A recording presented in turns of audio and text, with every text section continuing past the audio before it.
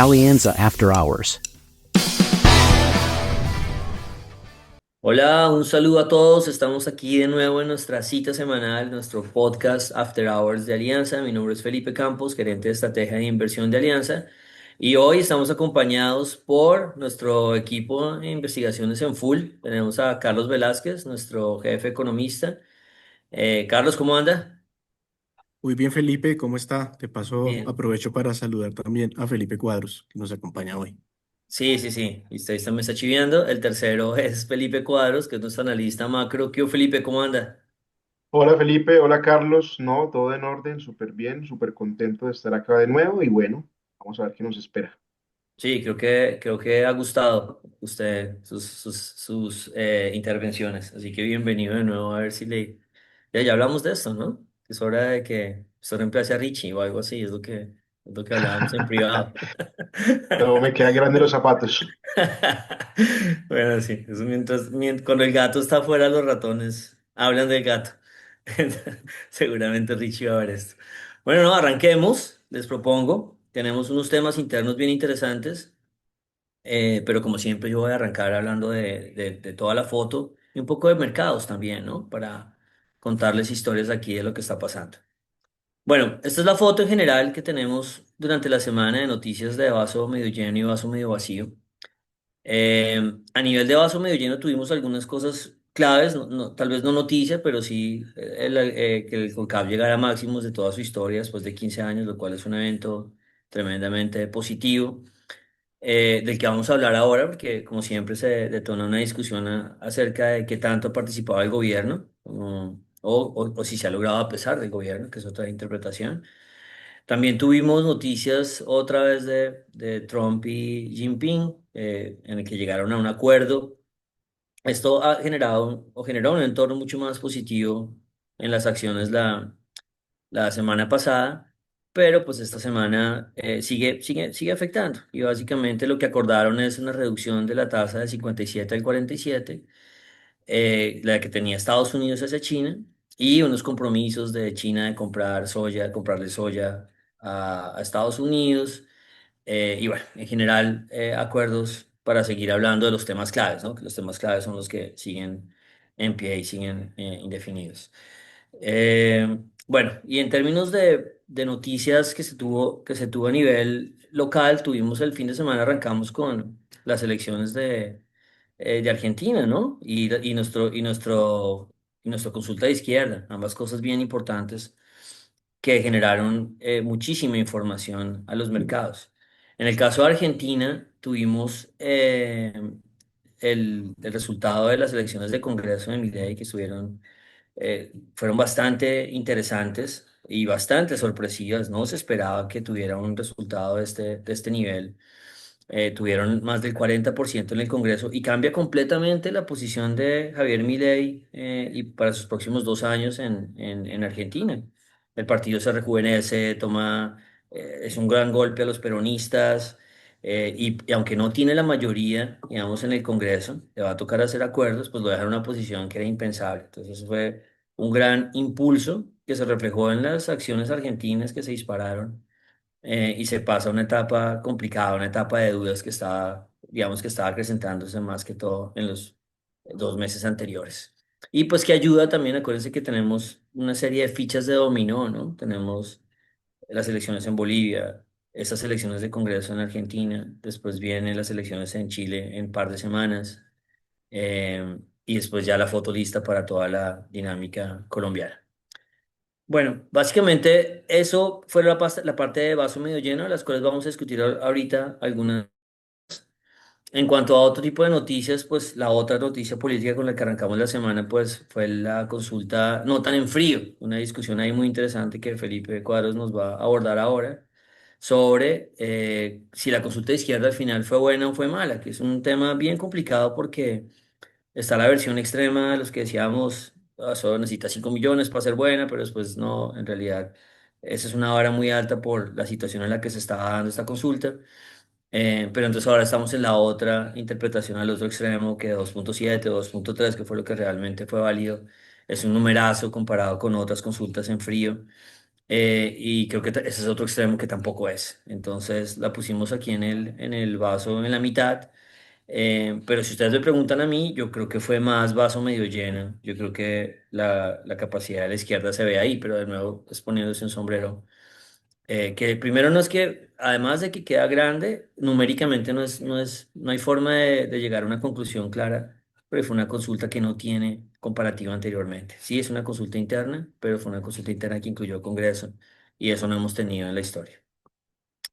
Y en el tema de vaso medio vacío, pues tuvimos la noticia bueno, tuvimos el Banco de la República que mantiene la tasa de interés en 9,25. Aquí, en cuanto que es vaso medio vacío, vaso medio lleno, acuérdense, el punto depende de qué activos usted esté pensando. De pronto, si baja, es bueno para los activos, entonces se queda quieto, no, pero uno lo puede mirar políticamente y está buenísimo que no bajen para mantener la estabilidad del país. Entonces ahí esa del banco se las dejamos para que la pongan donde ustedes quieran. Personalmente yo creo que es más la estabilidad. Eso es mucho más positivo para los mercados, pero bueno, aquí en general lo pusimos como en vaso medio vacío. La Fed también se reunió, fíjense qué semana tan movida, reduciendo la tasa, pero con freno de mano. Entonces ya llevamos dos reducciones de tasa Fed en dos reuniones seguidas, septiembre y ahora.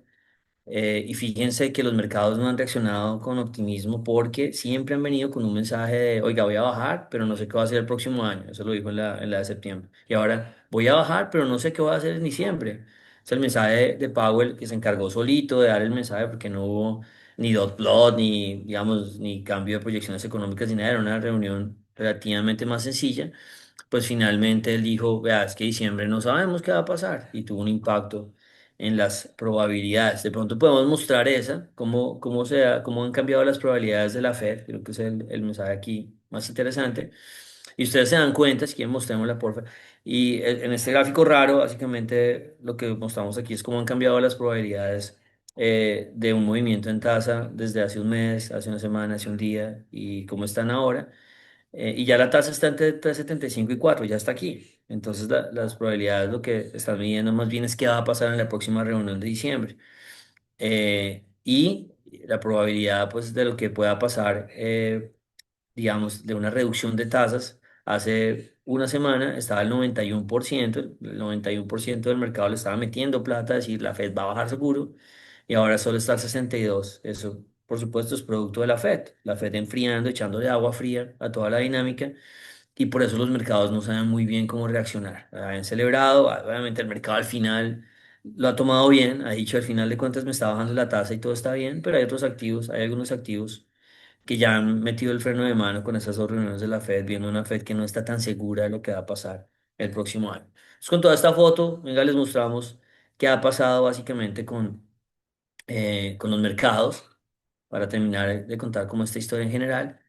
Y fíjense que se nota mucho la presión que ha ejercido la Fed por lo menos en el dólar y en los tesoros, que ustedes les contábamos que desde septiembre la Fed bajó tasas, pero dijo, bajó tasas, pero esto no es fiesta. Y el dólar ha estado rebotando, el de X abajo a la izquierda ha estado rebotando todo este periodo.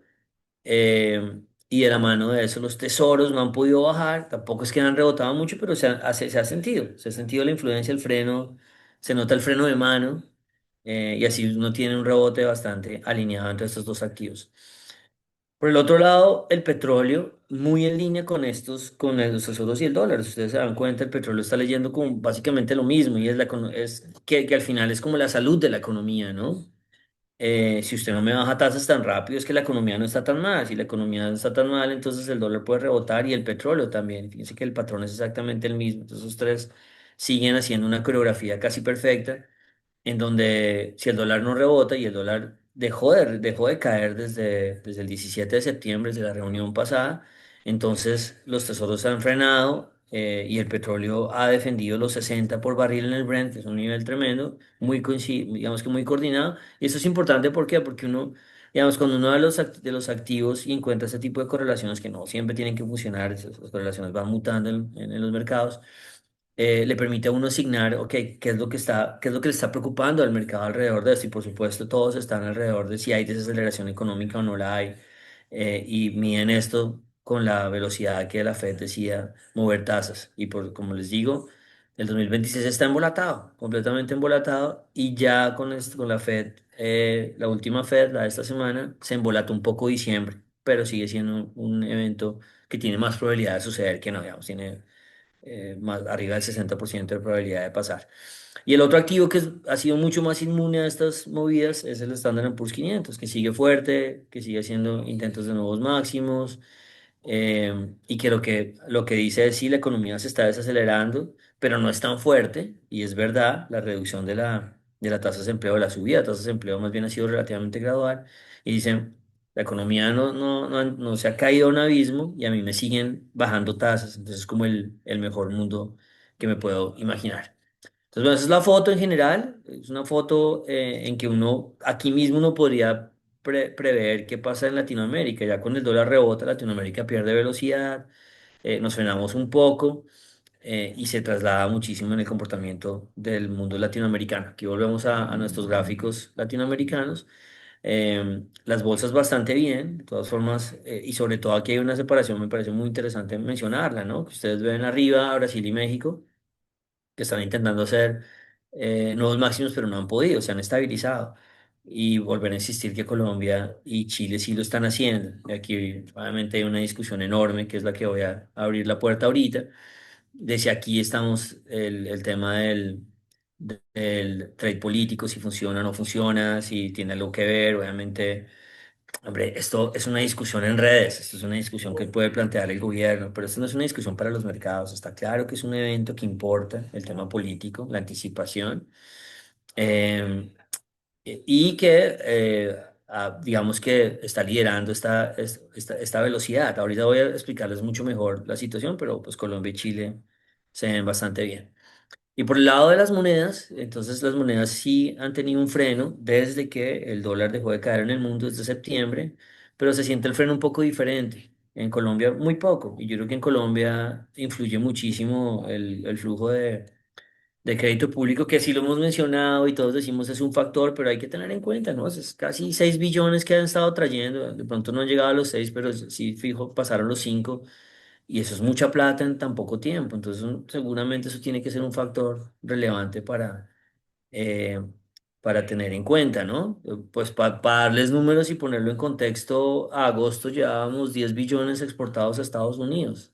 5 billones en un mes o algo así es mucha plata y eso ha afectado, y seguramente son los elementos que ha hecho que el rebote en dólar en Colombia sea mucho más moderado. Mientras tanto, uno sí ve más en México y en Brasil que se siente el efecto del DX rebotando, pero también marginal. Entonces aquí también hay que decir que las cosas de segundo piso, Latinoamérica está resistiendo bastante bien ese descanso del dólar a nivel mundial. México y Brasil más moderado y Colombia casi que ni lo siente, como que, como, ¿no? ¿Cómo se escribe eso? ¿Cómo se come eso del DXY? Que bastante fuerte. Y Chile, ya lo hemos mencionado el podcast pasado, está comenzando a mejorar, pero pues Chile tiene un reto enorme el 16 de noviembre, dependiendo de qué tanto, digamos, como vean ese primer choque de fuerzas políticas. Yo creo que el mercado va a tomar una decisión muy grande. Si el peso chileno se valoriza 1% más, o sea, si comienza a caerse, para mí va a ser una señal enorme de, oiga, de comenzar a apostar duro que en Chile va a haber cambio político. Esta fue la foto en general que tuvimos esta semana, una foto que no, pues no se ve, digamos, todavía no se ve preocupante, se ve tranquila, acciones peleando con máximos, monedas peleando con mínimos. Hay que vigilar el rebote del dólar a nivel mundial porque la Fed se ha encargado de meterle carbón al dólar, de tratar de levantarlo. No es la Fed queriendo levantar el dólar, sino la Fed queriendo como dar un mensaje de pausa, de tranquilidad, como de moderación más que todo. Y lo ha hecho desde septiembre, pero se ha filtrado muy poquito al apetito por activos de riesgo. Por supuesto, no se ha filtrado nada al Standard Poor's 500. Y aquí en la región latinoamericana también es como cómo se escribe la FED, es con T o es solo FED, como que tampoco le han parado tantas bolas, sin decir pues que no, que definitivamente, obviamente la FED sí le puso un piso al dólar desde septiembre, al dólar en el mundo. Y esa es la foto completa. Ahí terminamos la parte de mercados y tenemos tres temitas que les queremos contar hoy. Uno, voy a hablar de estos máximos, de estos nuevos máximos en acciones de Colombia y hablar un poquito del trade electoral. Y después vamos a meternos en los resultados de la consulta de la izquierda, algunas ideas. Obviamente es un tema que ha sido súper reanalizado pues por todo el mundo. Y finalmente hablamos del tema del Banco de la República. Ahí Felipe me ayuda con lo político y Carlos me va a ayudar con el tema del Banco de la República. Pero yo les voy a hablar de los nuevos máximos en Colombia. Aquí usamos la licencia editorial, no sé, la licencia de un meme que no es nuestro, lo quisimos hacer porque está buenísimo, pero adicionalmente porque aquí es un, digamos, es un miembro de la comunidad financiera que hace cosas muy buenas y ha estado también como muy entonado con todos estos temas, que es Finxac, que es Giovanni Conde. Y bueno, ahí lo saludamos de paso y eh, usamos su meme que pues resume muy bien la carreta que ha estado echando Alianza. También es como un saludo que nos da a nosotros, porque hemos hablado nosotros mucho de esto, el tema del trade electoral, del trade cíclico y hasta dónde puede llegar las acciones colombianas. Entonces, Alianza hace un año dijo, vea, es que hay dos cosas que van a pasar. Una, que uno puede comprar unas acciones muy castigadas por el trade político anterior, ¿no? El cambio, el giro hacia, digamos, hacia un gobierno más heterodoxo. Así que hay una oportunidad para solamente en el proceso de especulación de que la política puede dar un cambio, ¿no? Esos son, o sea, cualquier idea de inversión es un proceso de especulación. Porque si el evento ya está, ya llega, pues no hay absolutamente nadie te va a pagar a ti 30-40% por un evento que todos conocen. Nadie te va a vender unas acciones baratas si ya todos sabemos que la política cambió. Solamente todos esos procesos de especulación. La misma caída de las acciones después de las elecciones del 22 es un proceso especulativo.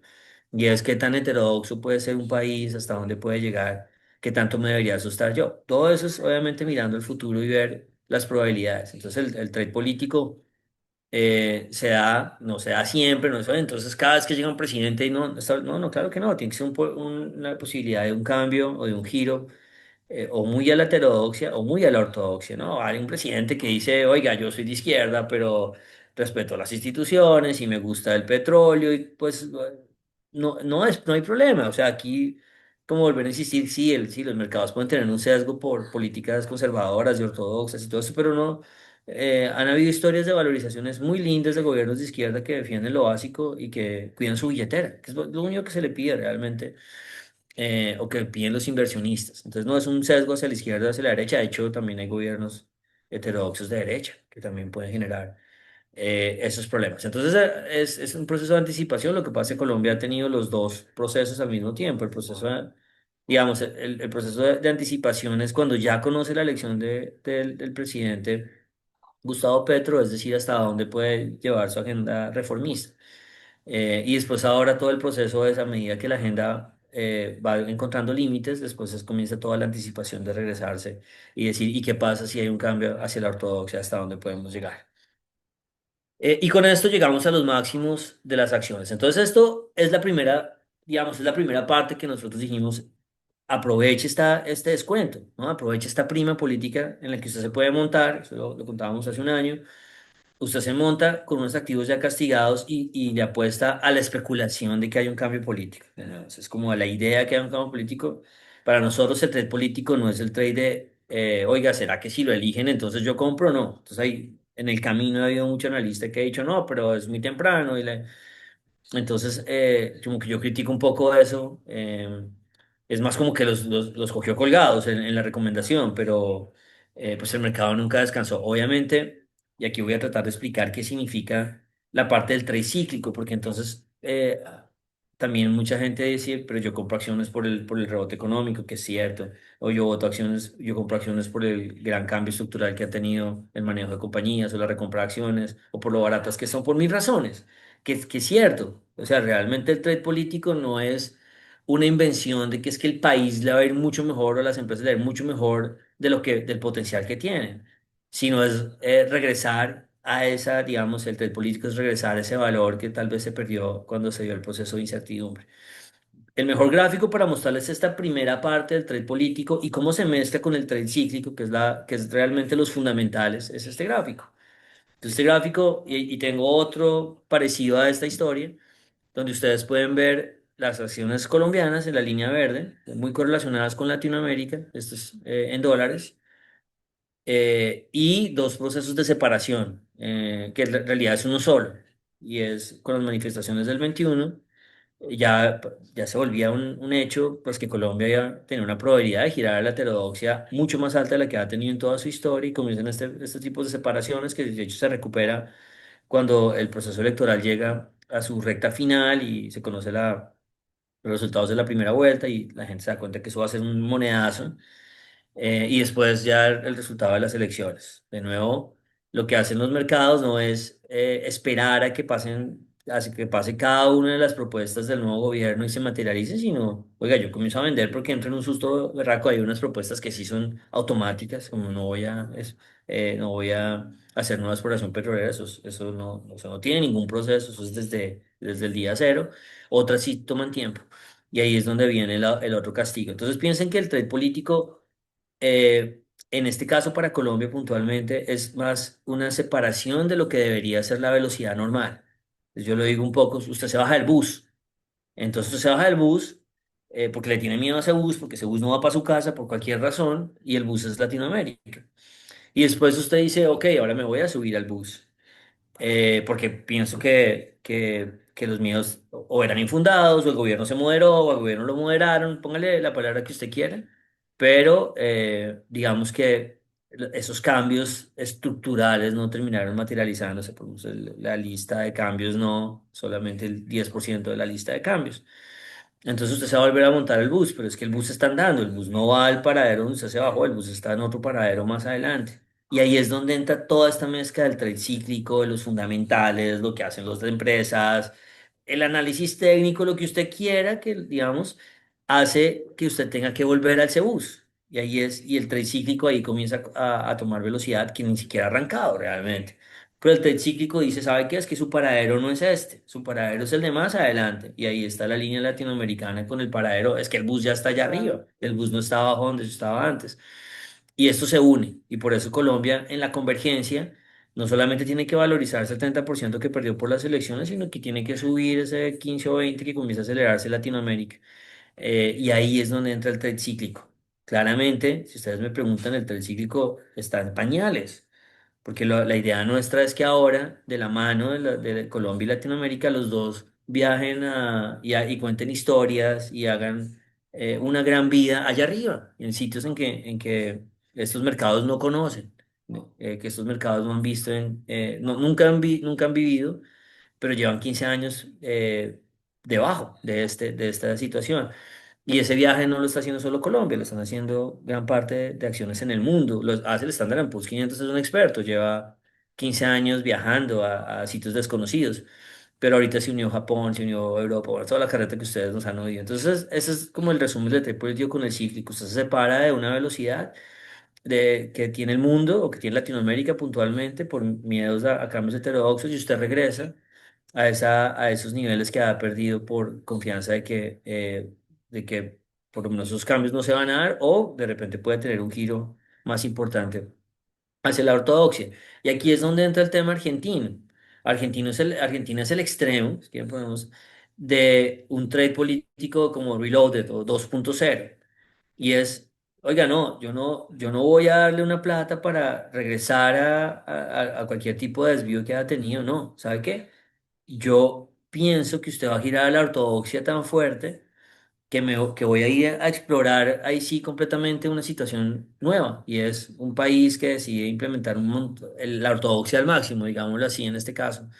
Los países que matan el déficit fiscal de raíz, un montón de cosas que también es un experimento.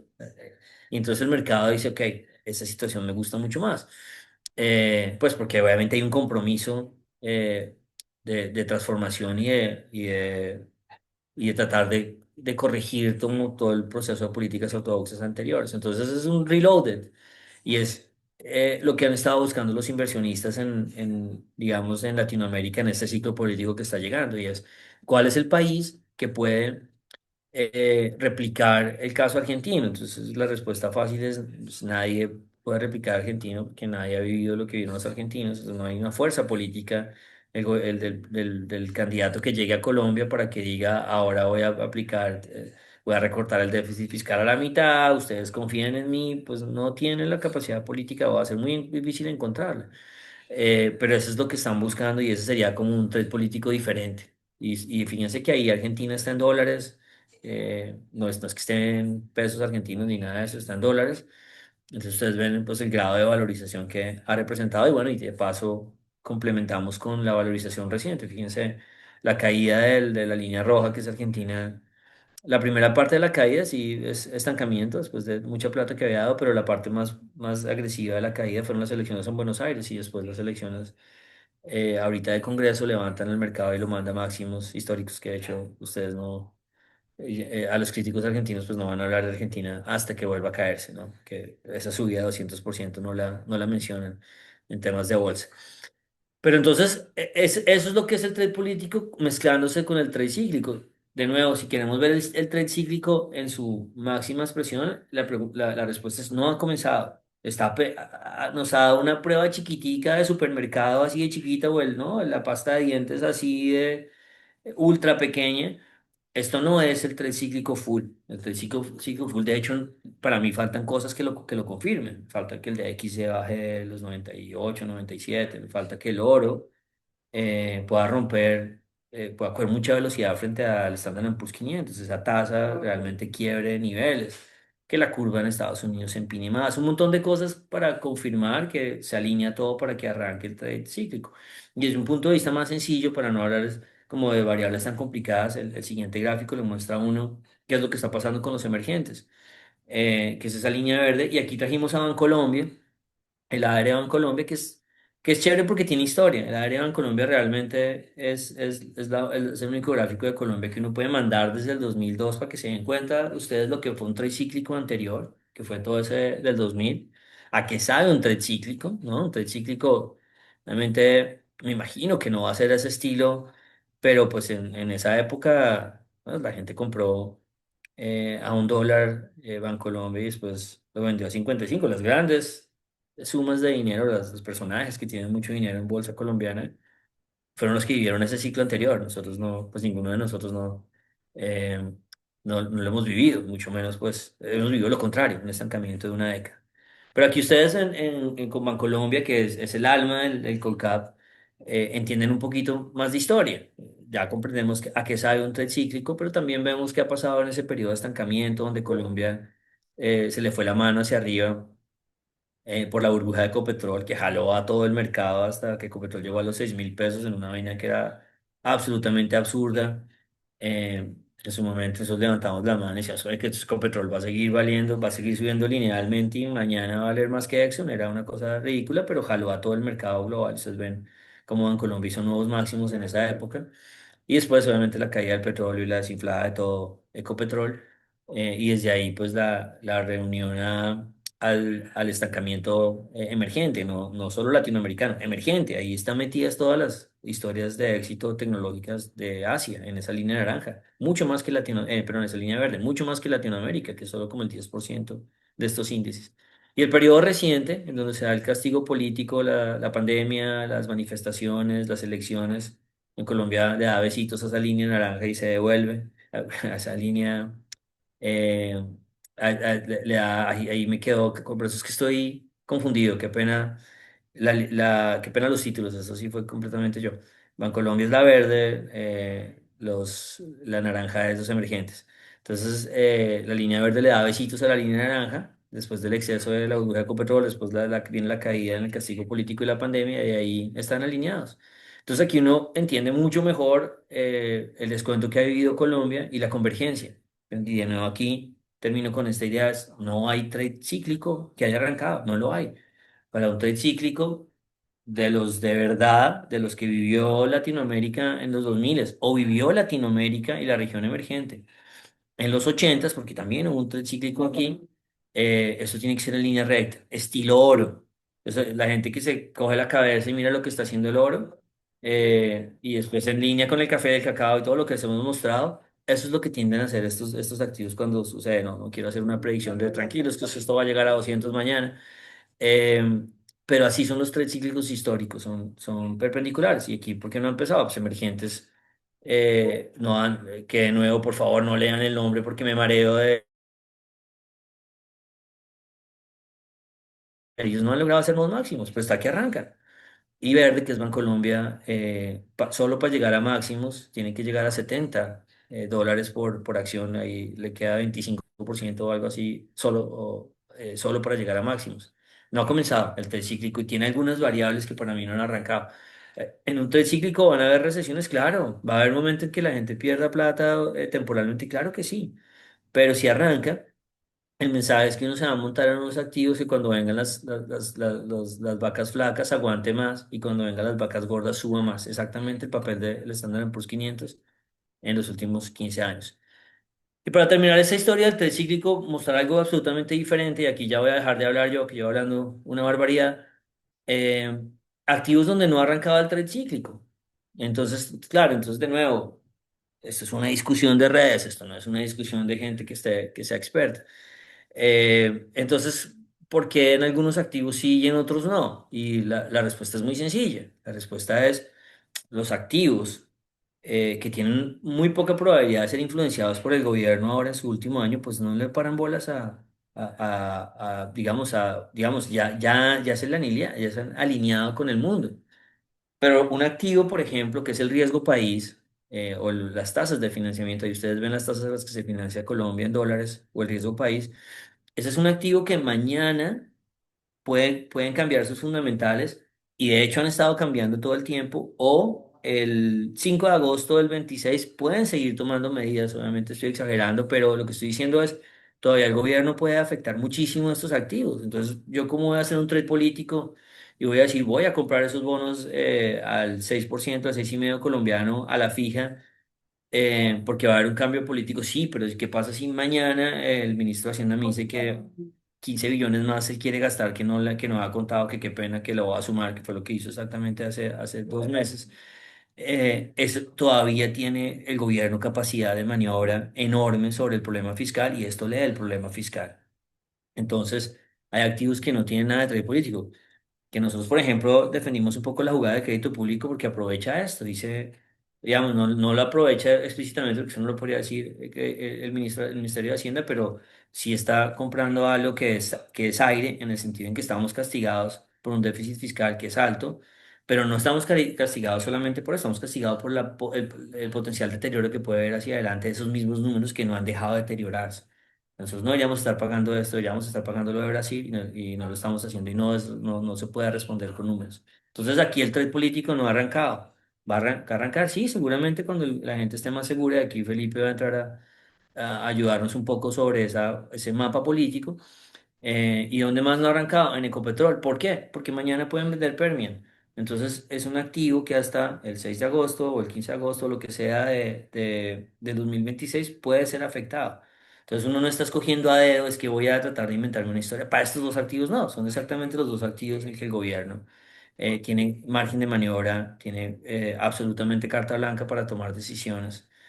Hay quienes dicen, pues que de pronto con todo el tema de la lista Clinton, ya la carta blanca en Ecopetrol no es tan amplia, que puede ser, hay unos elementos a tener en cuenta. Pero bueno, ahí terminó mi historia y terminó este largo monólogo. Y ahora sí les paso la pelota a ustedes para que nos cuenten historias muy interesantes del tema local. Felipe, ¿cómo vio usted la consulta de izquierda? ¿Qué números tiene para que pensemos? Y cómo ve este balance tan difícil, ¿no? Tan difícil porque pues uno tiene sus sesgos entre la consulta de izquierda fue buenísima o la consulta de izquierda, la verdad, muestra el techo del gobierno actual. Entonces hágale, Felipe, le paso la pelota. Gracias, Felipe. Sí, así es. La pregunta clave que yo creo que está bien incorporada en este meme es si la consulta es un éxito o es un fracaso para la izquierda en Colombia. Y eso es lo que vamos a intentar develar con algunos matices, pero eso es en últimas lo que le preocupa al mercado y lo que le preocupa a la población en Colombia, si esto es un éxito o es un fracaso. Y para eso construimos este gráfico a principios de la semana, intentando ver cómo ha sido la evolución de las distintas consultas que ha tenido la izquierda y la centroizquierda en Colombia. Entonces, aquí hay una distinción que es muy importante, y es que en la terminología electoral que se ha puesto bastante de moda en los últimos meses, hay un concepto que es una elección en frío o una elección en caliente. Una elección en frío consiste en aquellas consultas, en aquellas elecciones que se dan por fuera del calendario electoral convencional o tradicional que se viene haciendo en Colombia. Entonces, en este caso, ¿qué consultas hay en frío? Las consultas en frío, por ejemplo, la primera que tenemos registro es la del Polo Democrático, en donde compitieron Carlos Gaviria contra Gustavo Petro por allá en el 2009. Esa fue la primera, quizás de este siglo, la primera elección en frío para definir un candidato presidencial. Entonces, y la segunda es la del Partido Liberal del 2017. Si uno compara el resultado de la elección del pacto histórico del domingo pasado con esas dos elecciones en particular, con las elecciones en frío, sin duda hay una mejoría considerable y podría considerarse como un éxito, ¿sí?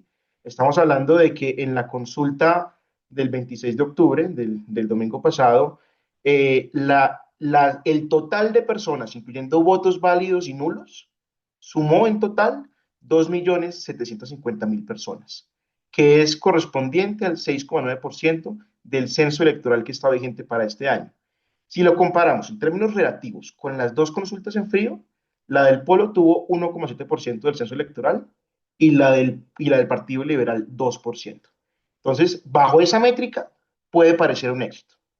Ahora, si lo evaluamos con la elección en caliente o con las fechas calientes, que son en últimas las elecciones legislativas, que son las fechas usuales en las que se lleva a cabo ese tipo de consultas, si lo comparamos con la del 2018, que fue antes de que se creara el pacto histórico, donde se definió candidato entre Maíz, un partido indígena, entre Colombia Humana y Fuerza Ciudadana de Carlos Caicedo, lo que estamos viendo es que, al menos como porcentaje del censo electoral, la consulta del domingo pasado fue menor.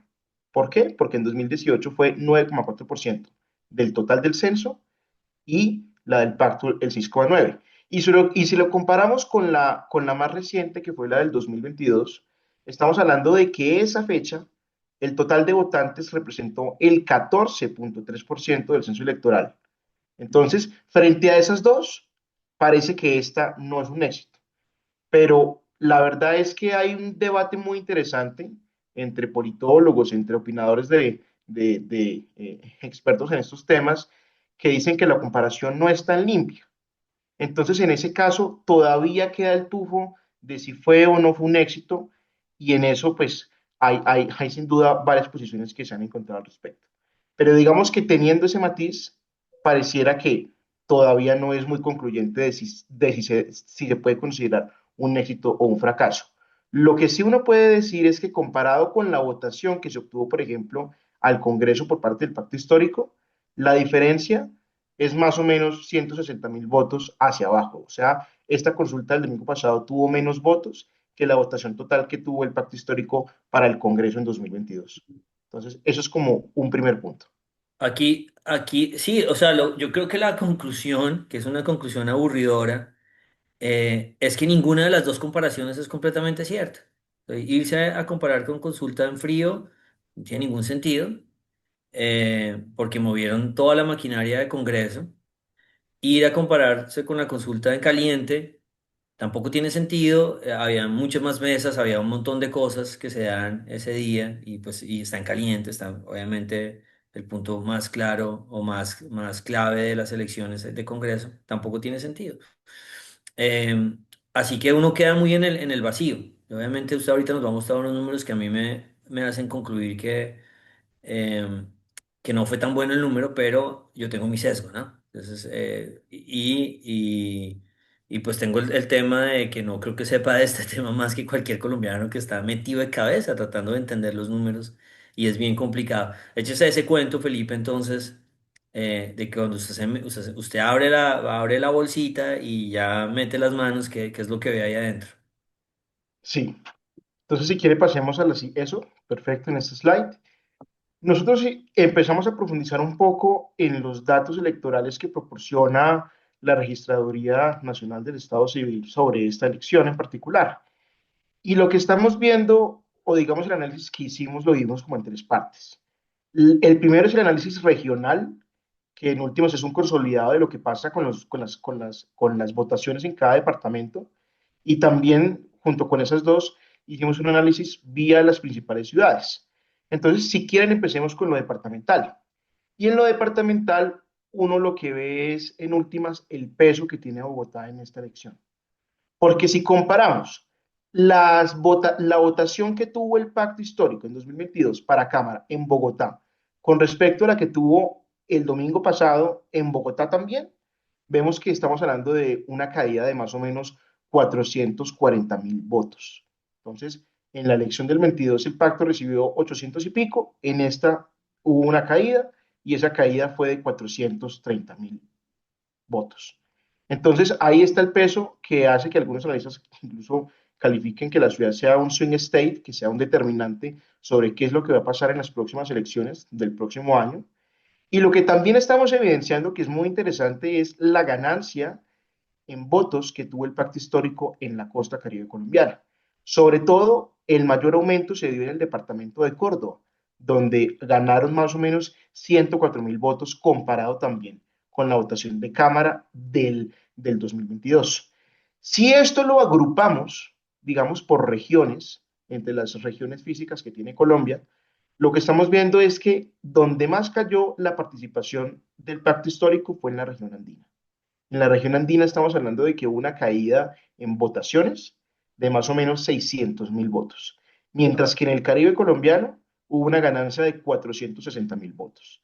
Y eso hace que en última, sumada con las demás regiones, estemos hablando de que en el neto, comparada con el número de votantes que hubo en las del 22 en Cámara, hubo una caída, en este caso, de 126.000 votos. En cuanto a las ciudades, lo que estamos viendo es que también se está representando o está continuando la tendencia de cambio político en las alcaldías. Vemos, por ejemplo, que en Bogotá hubo una caída pues, importante que ya la habíamos hablado cuando estamos hablando de los departamentos, pero también hubo caídas muy importantes, por ejemplo, en Cali, que fue de menos 66.000 votos, equivalente a, por acá tengo el dato, al 31%, mientras que en Medellín y Bogotá más o menos cayó un 50% el total de toda la votación que tuvo el pacto histórico. Entonces, digamos que en el neto pareciera que la región andina, que es donde vive la mayor parte de los colombianos, hubo una menor participación, pero digamos la ganancia que hubo en el Caribe también permite, digamos, entrever que de pronto el pacto no está tan debilitado como suelen creer algunos. Esto es muy interesante porque, claro, a este análisis se le puede hacer la misma crítica, ¿no? Porque está comparando otra vez con el 22 y el 22 fue, ¿no? En caliente y esto es en frío, cualquiera de esas cosas.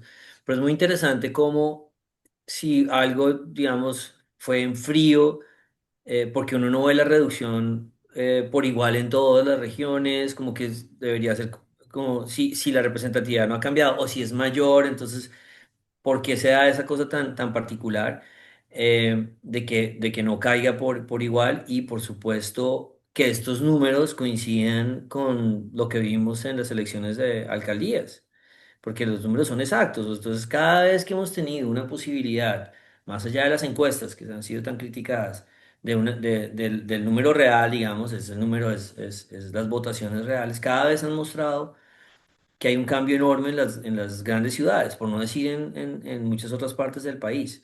Por supuesto que ese potencial en el Caribe, pues uno tendrá que evaluarlo porque fue lo que balanceó, pero que caiga 50% en Bogotá la votación, igual que en Medellín, demuestra a uno que por lo menos los números que hemos estado recolectando, incluyendo las encuestas de juventudes, las votaciones de juventudes, muestran lo mismo. Y muestran es si hay una, digamos, en toda esta parte de las grandes ciudades, hay una reducción enorme del potencial del gobierno y pues obviamente uno se pregunta si sin las grandes ciudades pues uno puede, hasta dónde puede llegar uno, que es como la pregunta clave. Entonces, con todos los sesgos y con lo que uno pueda exprimir de información, que yo creo que hasta aquí llega uno a exprimir de información, de pronto después van a haber más datos, ¿no, Felipe? De pronto le sueltan a uno más datos acerca del tema presidencial,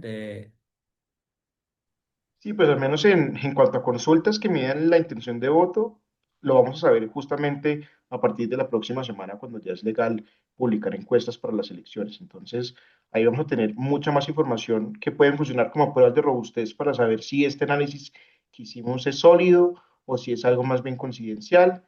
pero sí.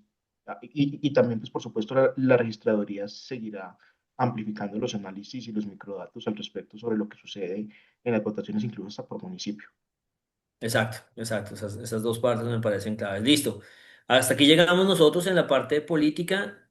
Si ustedes me preguntan, yo creo que al final la lectura del mercado, y estoy no sé, hablando como si yo hablara por el mercado, yo creo que fue como la probabilidad de que tengamos un gobierno exactamente como el que hemos tenido los últimos 4 años es menor.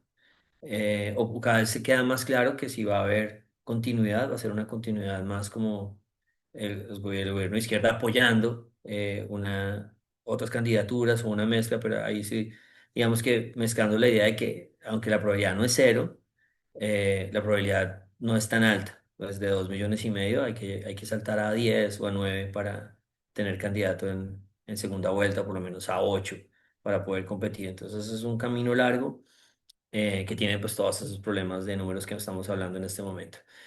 Pero bueno, ahí cerramos nuestra parte política y vamos a un sitio donde estamos un poco más cómodos, que de hecho donde uno está más cómodo no quiere decir que nos haya acertado más. Estamos más cómodos hablando del Banco de la República que de la consulta de izquierda seguramente, pero pues llevamos todo un año con digamos, todos los analistas fallando en la dirección de la inflación y fallando en la dirección del banco. Y bueno, nos enteramos que el banco, como se esperaba, no movió tasas, ¿no? Carlos, cuéntese esa historia, a ver, ¿qué vio usted en esa junta? Así es, Felipe, como menciona, la tasa de interés de referencia se mantuvo inalterada en 9,25. Entonces, de esa manera, recordemos que durante el año solo se ha hecho un recorte de 25 puntos básicos que en particular se dio en abril.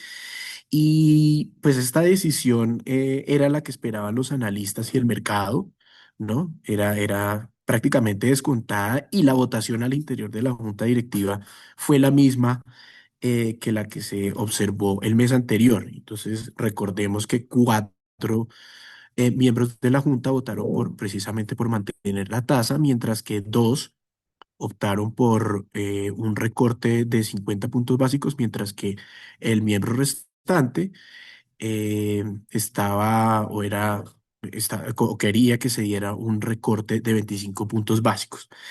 Entonces, digamos, en la rueda de prensa se hicieron unas declaraciones importantes, ¿no? En primera instancia, el gerente Villar mencionó que la actividad económica, como también lo hemos visto los analistas, continúa reactivándose y en ese sentido el crecimiento bordeará cerca del 2,6% gracias al impulso que viene dándole el consumo privado, al que se suma, por supuesto, el gasto público. Y todo esto se da a la par, sí, pues de manera negativa a la persistencia de la inflación, ¿no? Toda vez que esta inflación básica que excluye los componentes volátiles como lo son de los alimentos y otros rubros en los que se incluyen la energía eléctrica, el gas, entre otros, pues se mantiene en 4,8%, ¿no?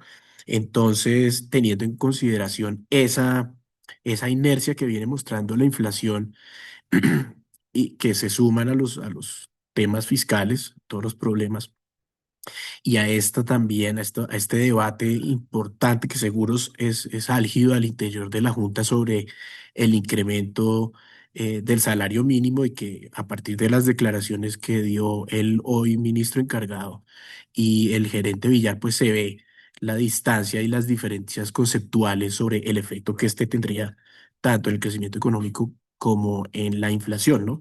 Y toda esta cantidad de declaraciones llevan a que precisamente se contemple, y lo dijo el mismo gerente Villar, que las tasas de interés se mantengan inalteradas por mayor tiempo. Y en ese sentido, pues la discusión es interesante, toda vez que para cierre del próximo año, mientras que los analistas descuentan que esa tasa se bordearía en diciembre del 2026 el 8,25%.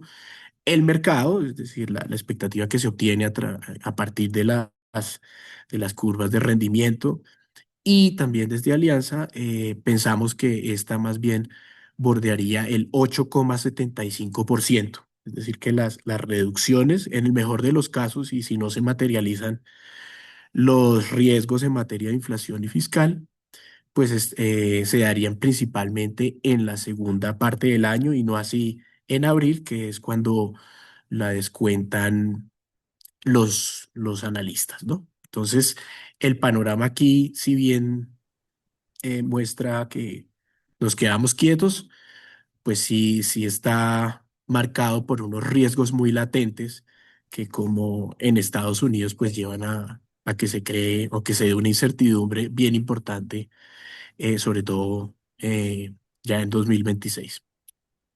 Sí, este cuento, Carlos, está muy interesante. Vea, durante la semana el mercado de TES estuvo muy pendiente oiga, ¿será que van a subir tasas? ¿Será que por lo menos no van a subir, pero será que van a dar una señal? De pronto, en ese equipo de cuatro miembros que han estado votando para que no bajen, para que se queden quietas, de pronto alguno ya se volvió y dijo, "Vamos, más bien deberían subir". Acuérdense que un documento de JP Morgan, recuerden que hubo varias señales que han estado dando la semana. Uno de los codirectores dijo que se debería discutir la subida. Entonces había mucho nerviosismo de, ¿será que me van a hablar de la subida de tasas?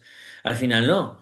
Y yo creo que aquí el mensaje es, oye, el banco dejó claro que ellos no quieren subir tasas, que en este momento están pensando es, venga, vamos a demorarnos un rato y unas reuniones, y el plan original sigue siendo bajar tasas. Ese sigue siendo digamos, lo que quiere el gobierno, el Banco de la República.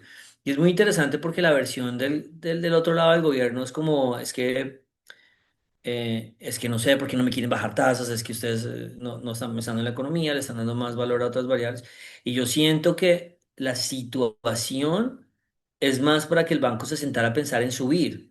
¿Cuál es la situación? Un tema fiscal que no tiene giro, que básicamente está en automático, que el gobierno dijo ya, que se cuide solo el déficit fiscal, que pase lo que tenga que pasar, con una posibilidad de una reforma tributaria pues prácticamente nula. Eso se va a enredar muchísimo. Y no solo eso, sino que si se enreda, ¿será que el gobierno igual va a gastar lo mismo para el próximo año?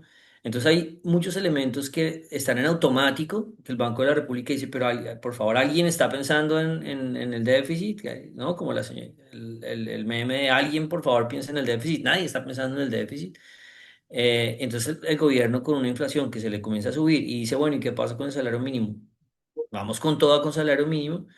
Entonces, el problema se vuelve mucho más grave porque el banco comienza a ser forzado a tener que cuidar las tasas mucho para que no haya un ataque especulativo en Colombia. Por ahora el tema está muy neutralizado gracias a que el dólar está bajo. Entonces ustedes ven aquí en los gráficos y pues los déficits van en automático. Hace rato arrancaron mal y se quedaron mal. Y no hay una sola señal de que el gobierno vaya a cambiar la ruta del 2025, como que de malas, porque eso es lo que tenía que pasar. Y pues no, pues estamos pisando territorios que nunca han pasado en el país. Entonces, claro, puede que el gobierno no tenga la capacidad política para hacer cambios, pero es lo mismo, pues es decir, es la misma culpa, digámoslo así, los niños chiquitos que buscan la culpa. eh, ¿De quién es la culpa? Pues si usted se quedó sin capacidad política, pues se quedó sin capacidad política, tal vez porque le disparó a mil cosas, no lo sé, pero al final esto está en automático y es una presión muy grande para que el banco, o sea, ¿qué es lo que tiene que hacer el banco? Es decir, con mis tasas yo puedo mantener estabilidad en el país, así esa línea siga cayendo, esa línea roja siga cayendo en línea recta. Pero eso no lo decide solo el banco, es una pregunta que le hace al mercado y el mercado le dirá sí o no. Sí, yo estoy de acuerdo, usted puede hacerlo.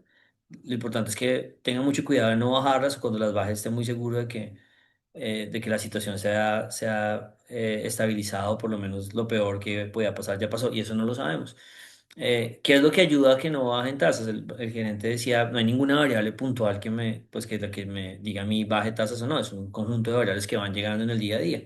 Pero si uno mira, tal vez la única diferencia de lo que en algún momento ya le forzaron la mano a Brasil, y a Brasil le tocó subir la tasa porque sí, está en el siguiente gráfico, es el comportamiento de la moneda. Entonces nosotros decimos, vea, todo apunta a que el banco la tiene muy difícil, la inflación sigue subiendo y ya va a subir ahorita más, y el déficit fiscal está en caída libre, ¿no? Está básicamente absolutamente creciendo libre.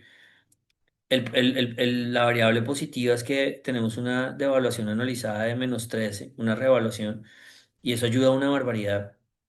a que no haya un entorno como el que le tocó a Brasil cuando allá subieron tasas. El déficit estaba también absolutamente descuidado, esta línea verde que ustedes ven ahí en el 24, y había una devaluación brava. Entonces ahí como que es ni modo. Y el Banco de Brasil subió tasas del 10 al 15 sin no necesariamente una inflación grave. La inflación pues estaba, se subió al 5%, que es la que ya tiene Colombia. Pero el ataque especulativo hizo que ni modo nos tocó subir para lograr estabilizar. Entonces, aquí tenemos como el juego de la gallinita. El gobierno dice, yo no voy a bajar el pie del acelerador. Ustedes, Banco de la República, quítense del camino, bajen tasas o nos vamos a estrellar. Y el Banco de la República está diciendo, si yo bajo tasas, puede ser mucho más grave si la situación no está controlada. Entonces, por eso había mucho miedo de que mencionaran reducción de tasas en algún lado, que la votación no fuera unánime, que la votación fuera como vamos a dejarlas quietas, pero hay uno que sí cree que deberían subir, afortunadamente no es así, y eso me da a mí, ya como para concluir, como un mensaje que el banco va a hacer todo lo posible por no bajar tasas, pero el banco tiene la misma presión del gobierno para subirlas. Y el último es el gobierno o no lo entiende o transmite otra cosa a su público, y es este tema fiscal tan bravo que definitivamente pues no, digamos que tal vez es la variable más fácil de pronosticar, es una línea recta hacia donde está apuntando, que eso nadie lo está cambiando.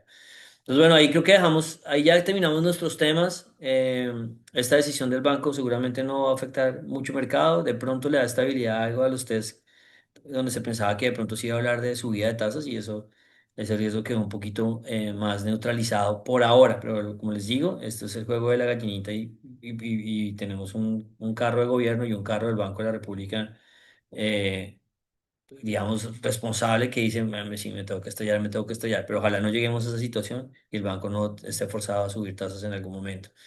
Que sería pues obviamente más adelante cuando ajusten salario mínimo y si definitivamente hay algo que se sale madre, pero el banco insiste en que la senda de ellos es bajista, tanto de inflación como de tasas, y eso es la mejor noticia de toda la junta. Creo que hasta ahí llegamos, muchachos. Ya creo que nos vamos al tema de calendario y de recomendaciones. En calendario nosotros siempre decimos, vea, hay 2 semanas muy movidas y hay 2 semanas menos movidas. Esta es una de las semanas que son menos movidas. Entonces no hay mucha información, hombre, siempre hay reportes que uno le para bolas, que es como inflaciones en la región, pero no hay algo particular. De pronto el IPP en Colombia nos ayuda a leer un poco, pero nada de eso va a mover el mercado masivamente, excepto en cada uno de sus países, digamos. Ahí no va a haber mucha señal. Y la siguiente semana tampoco, pero ya después pues vamos a arrancar con las elecciones en Chile, ¿no? A mediados de mes y ahí sí después las 2 semanas pesadas a nivel global, y también dependerá mucho de que Estados Unidos comience a reportar datos, que es otra cosa que nos tiene varados. Y bueno, hasta aquí llegamos y tenemos ocio, ¿no? Para que nos cuenten a ver qué hay para ver el fin de semana para relajarnos después de esta semana tan movida. Bueno, entonces yo les voy a hablar de la primera recomendación. Yo no sé si ustedes conozcan una serie que es británica, pero que dio mucho de qué hablar en los años 2000, 2010, después ganó muchísimos premios. Es un drama histórico que se llama Downton Abbey y es la historia de una familia aristocrática británica cuya historia va, digamos, a la par de ciertos sucesos históricos como eh, la hundida del Titanic, la Primera Guerra Mundial, la fiebre española, la elección del primer ministro laborista de Reino Unido, etcétera. Entonces es una historia muy interesante y digamos, aunque la serie ya acabó hace varios años, tiene 6 temporadas, es bastante larga, han sacado unas películas en los últimos años, desde 2019, en donde intentan cerrar un poco esa historia. Y ya la versión definitiva, la que va a cerrar con toda esta saga, es una película que se estrenó el mes pasado o hace 2 meses, creo que el 12 de septiembre. La estrenaron en Estados Unidos y en Reino Unido, que se llama Downton Abbey, The Grand Final. Entonces, se las recomiendo muchísimo para los que les guste mucho la historia, para los que quieran, digamos, entretenerse con algo de intriga, con también algo de humor por ahí y también con un elenco fantástico. Lástima que ya se murió Maggie Smith, que actúa justamente en Downton Abbey, la que fue la profesora Minerva McGonagall en Harry Potter, pero también está Paul Giamatti, o sea, está la verdad muy bien montada toda la saga. Entonces les recomiendo pues empezar por la serie, por supuesto, pero pues también podrían verse las películas a ver si les llama la atención o no. Yo me vi 4 capítulos de la primera temporada y dije, "Uy, esto es un viaje, me pareció excelente, la verdad está muy bien hecha, pero dije, bueno, un viaje de 6 temporadas, no sé si en mi casa me dejen, ¿no? Encarretarme con 6 temporadas de algo, pero buenísimo, está buenísimo y seguro que a los fans seguramente les va a gustar mucho esta historia. Y la otra recomendación, esa es de Fabián, ¿no? Sí, señor, listo. Un saludo para todos quienes nos están viendo en este momento todavía. La segunda de las recomendaciones es Bugonia. Es una película estrenada el pasado 30 de octubre, protagonizada por Emma Stone, Jesse Plemons y Aidan Levis. Es una película que, digamos, mezcla el género del thriller psicológico con una sátira política y un poco de ciencia ficción, pues como solo lo puede hacer el director Yorgos Lanthimos, que pues ya con esta película comparte tres con la actriz Emma Stone, luego de La Favorita de 2018 y Poor Things de 2023, que son solo algunas de las películas destacadas de la lista de este director. Y pues en esa oportunidad también a destacar el guión de Will Tracy, que participó en la escritura de El Menú, otra pues gran película del 2022, totalmente recomendada. Buenísimo, buenísimo y súper buena calificación. Veo que tiene ahí 7.7, así que habrá que hacerse la vuelta. Bueno, hasta aquí llegamos. Les deseamos una gran semana. Si están celebrando Día de las Brujas, pues que la pasen bueno, que se disfracen. Mándenos mensajes, hablemos, que siempre los sentimos bastante de cerca y les agradecemos, como siempre, la compañía y el apoyo. Y bueno, hasta la próxima semana. Que estén muy bien. Hasta luego. Buen día. Alianza After Hours.